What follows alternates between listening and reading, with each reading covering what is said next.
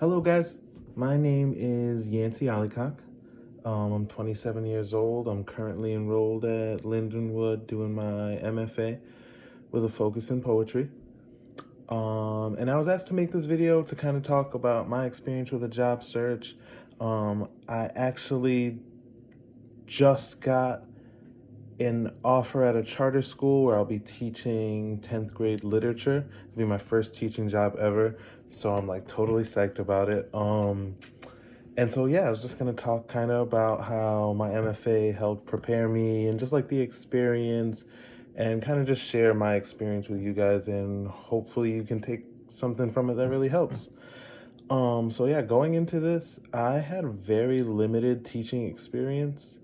I had worked in restaurants my whole life. And through that, I had gotten like opportunities to teach doing like training stuff. I like taught like this management class and things like that. So not really too much like academic teaching experience, but a couple things here and there.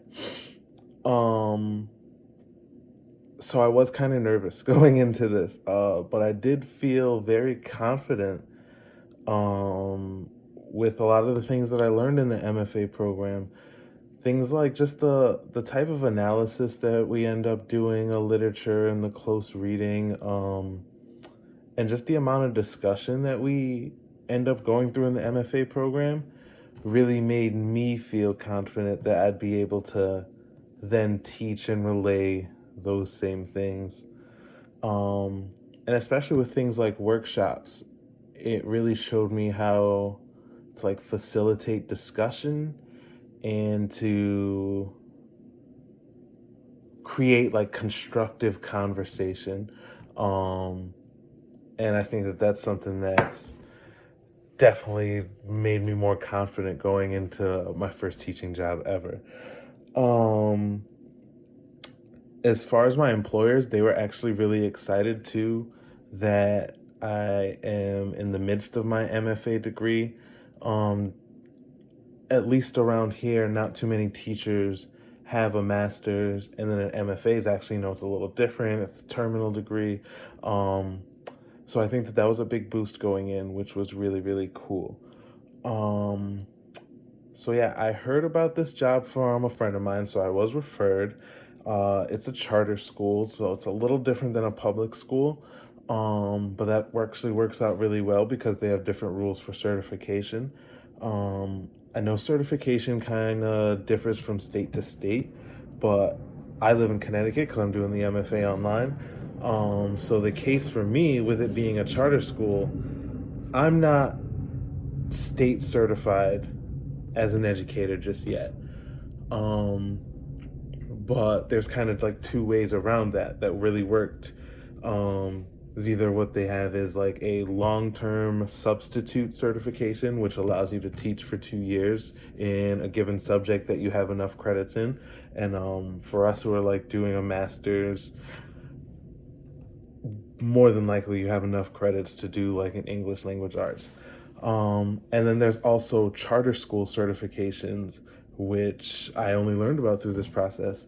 And what that is charters are basically able to certify their own teachers.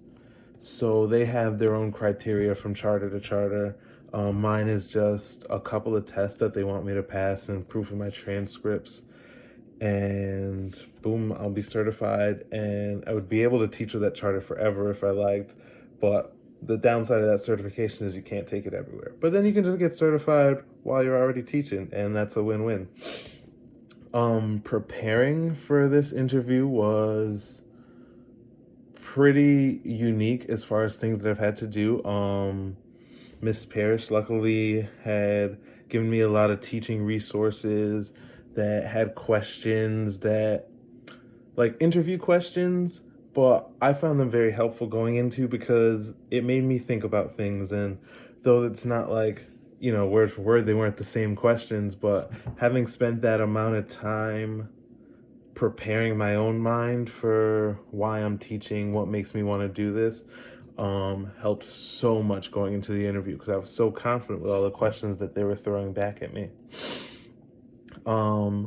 In addition to that, I wrote a teaching statement prior to the interview, which again, in the same way, like, yeah, I mean, I definitely handed it in with like my resume and everything, but also it really helped me to kind of laser in on the why I want to become an educator, why I want to work in this school in particular, why I teach English, and kind of just helps me define myself. And having that amount of confidence in what I was doing made the interviews almost feel like a breeze. In addition to that, I also prepared by making some lesson plans. I made like an 8-week unit lesson plan and then a lesson plan for a particular day. Because I noticed in a lot of these positions, they kind of want you to do like a demo lesson, or they expect you to have a video of you teaching.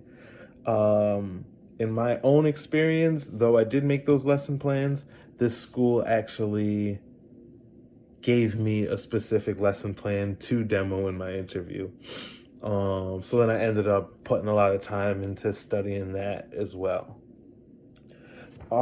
As far as the interviews, there were 3. The first one, I guess we could say 2, and the first one was kind of just like we touched base, and they described the job to me, things like that. And what I thought was really interesting was not only did they see if I was a good fit for the job, they spent a lot of time trying to figure out if the job was a good fit for me too, which was really nice. It really made me feel like the employer cared about finding people who were going to stay and really, want to be with the school. And that's important, and it's paramount in education. So then after that, then I had another interview. All of these were over the phone because COVID-19 and things like that. So then the second interview, a lot more getting into like who I was, my background, my identity, a bit of my teaching philosophy, things like that. And that's where those resources really came in handy, because a question like, what's your teaching philosophy, is so heavy. It helps to have thought about that beforehand. You don't want to, sit in your interview and they can see like your gears turning. So that's when we really got into that. And then the third interview, which was between me, a recruiter, and the principal of the school, that's where I had to demo a lesson. So I had to spend 15 minutes them watching me over Zoom, and literally like I was teaching a class. And when I say literally like I was teaching a class, I mean present what was on the board, pretend that there's kids out there and that I'm talking to them, maybe pretend that some of the kids aren't listening and I need to get their attention back. So yeah, it was nerve-wracking going into it, but it was pretty cool to do.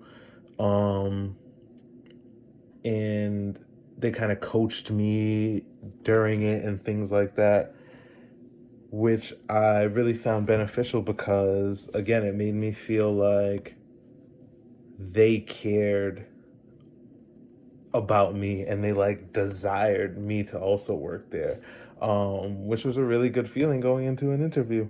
Outside of that, they just asked me more questions again about my identity, what I'm going to bring to the school, my professional outlook, things like that. Something that was reassuring that I didn't expect is that they really weren't too hung up on the fact that I didn't have teaching experience. They have so many resources for helping first, second year teachers. And I know this might only be my case because it's a charter, but because it's a charter, they kind of have a specific way they want you to do things.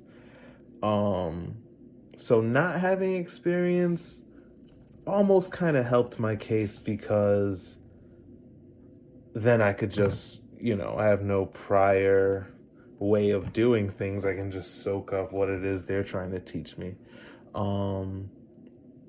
So yeah, that's my experience in searching for a teaching job. once I was done with my MFA. And yeah, so I would just definitely say words of advice. Apply for everything.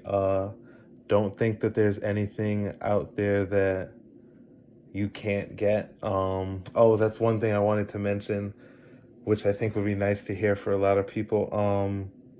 I actually was applying for a lower position than what I got. I was applying for a residency program, where I would be an assistant teacher for a year and then eventually get certified and become a teacher. And throughout the interview process and letting it be known like what I was looking for and my background and things like that, they actually suggested that I skip all that and then just apply to be a teacher, which surprised me because of the whole no experience thing. Was still currently enrolled in the MFA. But they loved it. They dug it. It's what they wanted, and here I am, not only offered that, but signing on to start it in the fall. So, yeah, like I said, man, there's things out there, and just reach for it all, apply for it all. You'll find somewhere where you fit in. Don't get hung up if you have no experience, little experience. Just apply, and might just be welcomed in with open arms. Awesome. So, yeah, my name's Aanssy Allicock. Thanks so much for listening to me.